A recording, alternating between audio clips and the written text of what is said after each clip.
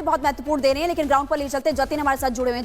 जतिन, कट्टर ईमानदार की बात अरविंद केजरीवाल आतिशी करते थे, लेकिन केंद्र ने पैसा तो दिया, सरकार ने उस वक्त खर्च ही नहीं किया और उल्टा आरोप बीजेपी पर लगाए।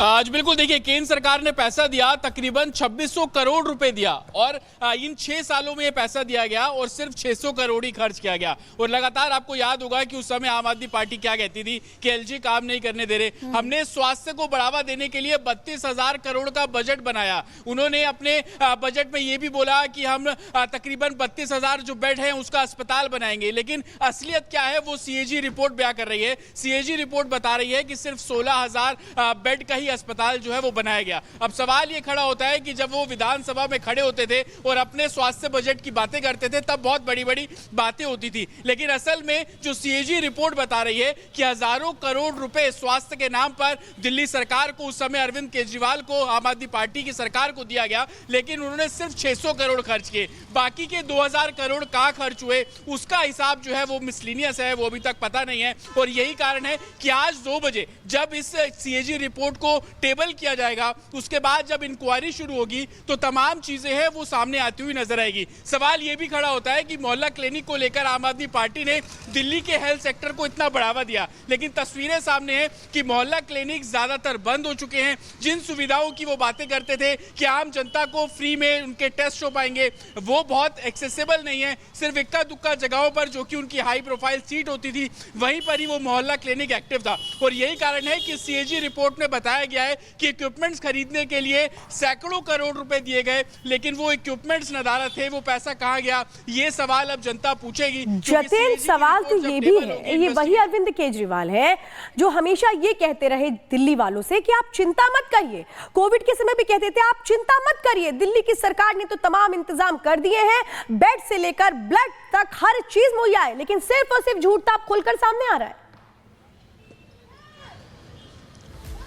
आज बिल्कुल, ये झूठ है और ये फाइनेंशियल इरेगुलरिटीज भी है कि पैसा आपके पास था लेकिन आप सिर्फ ब्लेम गेम खेल रहे थे। पैसा आपके पास था कोविड में लोगों की मदद करने के लिए, जब लोग ऑक्सीजन के लिए तरस रहे थे, तब कुछ काम दिल्ली सरकार द्वारा नहीं किए गए, बल्कि केंद्र सरकार से कोविड के समय ही तकरीबन 600 करोड़ रुपए दिया गया। उसका इस्तेमाल कहां किया गया, ये सबसे बड़ा सवाल है। और यही कारण है कि एडमिनिस्ट्रेशन से अब सवाल पूछे जाएंगे। एडमिनिस्ट्रेशन जब इस पूरी रिपोर्ट को टेबल करेगी तो आम आदमी पार्टी के नेताओं से ये सवाल पूछे जाएंगे। जी बिल्कुल बिल्कुल जतिन, और देखिए यहाँ पर ये वही सरकार है जिन्होंने ना यमुना की सफाई की ना व्यवस्थाएं देखी, लेकिन इसी बीच आपका बहुत बहुत शुक्रिया। आगे बढ़ते हैं और यमुना की सफाई को लेकर दिल्ली की बीजेपी सरकार एक्शन मोड में नजर आ रही है। दिल्ली से बीजेपी सांसद मनोज तिवारी, मंत्री कपिल मिश्रा यमुना घाट पर पहुंचे और यमुना की सफाई को लेकर अधिकारियों के साथ भी बातचीत उन्होंने की है। कुछ तस्वीरें इस वक्त हम आपको दिखा रहे हैं, यानी कि अब यमुना साफ होगी। जो वादा भारतीय जनता पार्टी ने किया था वो वादा पूरा होगा। हालांकि इससे पहले आम आदमी पार्टी की तरफ से कई बार वादे किए गए, दावे किए गए, लेकिन सब हवाई और फेल साबित हुए। लेकिन अब आपको दिखाई दे रहा है कि बीजेपी यहां पर पहुंची। तो पहले दिन से ही यमुना की सफाई के साथ आरती का जो सिलसिला था वो शुरू किया जा चुका था और अब इस पे एक कदम आगे बढ़ते हुए हर दिन मंत्री वहां जा रहे हैं जायजा लेने के लिए। बढ़ते आगे बात करते हैं मुंबई के भाईखला इलाके में हाई राइज बिल्डिंग में किस तरह से आग लगी, ये तस्वीरें हम आपको दिखा रहे हैं। फायर ब्रिगेड की कई गाड़ियां आग बुझाने की कोशिशों में जुटी हुई है। हाई राइज बिल्डिंग है, कैसे आग का जो धुआं है वो उठता हुआ नजर आ रहा है। कई मंजिलें आग की चपेट में हैं, लेकिन आग लगी कैसे अभी तक ये साफ नहीं हो पाया है। दमकल विभाग की कई गाड़ियां हैं जो मौके पर मौजूद हैं। आग बुझाने की जो कोशिशें हैं वो लगातार की जा रही हैं, लेकिन ये तस्वीरें हैं जो बता रही हैं कि आग कैसे बढ़ती जा रही है। आप समझिए कि कैसे जो आग है वो धीरे धीरे जो और बाकी फ्लोर्स हैं उनको अपनी चपेट में लेती जा रही है, जो बेहद चिंताजनक भी है। और अभी भी हम देख रहे हैं जो धुआं है वो उठ रहा है, जो आग है वो उसकी तस्वीरें भी नजर आ रही हैं। लेकिन हाई राइज बिल्डिंग में बाकायदा सेफ्टी मेजर्स भी होते हैं कि अगर इस तरह से कहीं पे कोई लीकेज होता है या कहीं कुछ होता है जिससे आग लग सकती है, शॉर्ट सर्किट होता है, तो तुरंत उस पर काबू पाया जा पाए। तो क्या यहाँ पर वो सेफ्टी मेजर्स नहीं थे? कई सवाल खड़े हो रहे महिमा इस तस्वीर के साथ। बिल्कुल, बिल्डिंग के अंदर आग भयंकर, और ये 2 तस्वीरें आपकी टीवी स्क्रीन पर है जिसमें आपको नजर आएगा भयंकर आग की लपटें।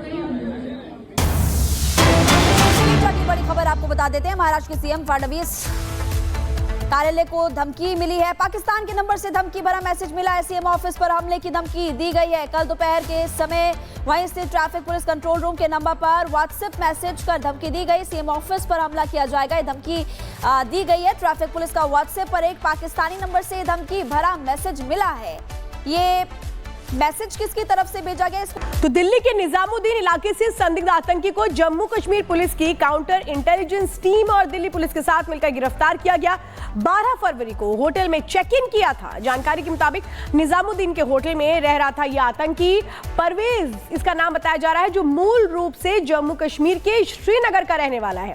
संदिग्ध यहां एक शख्स के साथ आया था जिसने ये बताया था कि वो शॉल का व्यापार करता है। तो देखिए किस तरह से शॉल के व्यापार करने के नाम पर यहां पर आता है और इसके बाद आतंकी साजिश रचने की कोशिश की जाती है, लेकिन बड़ी कामयाबी मिली है। अब ये जो आतंकी जिसे गिरफ्तार किया गया है, इसके पास से तमाम वो जानकारियां हासिल करने की कोशिश पुलिस की टीम की ओर से होगी कि आखिर इसका नेटवर्क कहां था, कहां से इसको गाइड किया गया था, भारत में कौन कौन से इसके हैंडलर थे, पाकिस्तान से क्या इसके ताक जुड़ते हैं। बहुत सारी ऐसी चीजें जो सामने आना बाकी है। एक रिपोर्ट देखिए।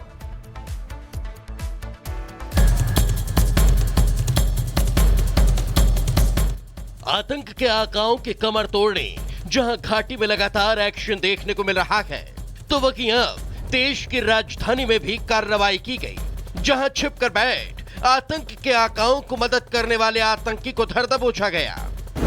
नाम परवेज अहमद खान, पता फारूक कॉलोनी, बेमिना, श्रीनगर। ये वो नाम है जो भारत में रहकर आतंकी संगठनों के साथ मिलकर देश विरोधी गतिविधियों को बढ़ावा देता था, जिसके खिलाफ देश की राजधानी दिल्ली में बड़ा एक्शन देखने को मिला। और दिल्ली के निजामुद्दीन इलाके से इस आतंकी को गिरफ्तार किया गया।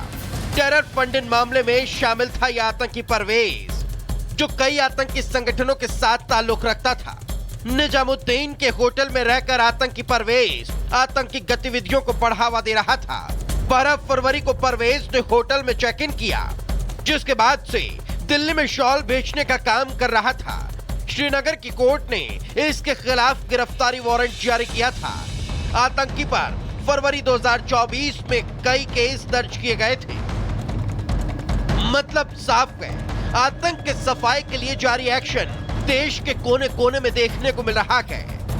चाहे घाटी में छिपे पाक परस्त आतंकी हो या भारत के दूसरे हिस्से में पनाह लेकर छिपे आतंकी सहयोगी,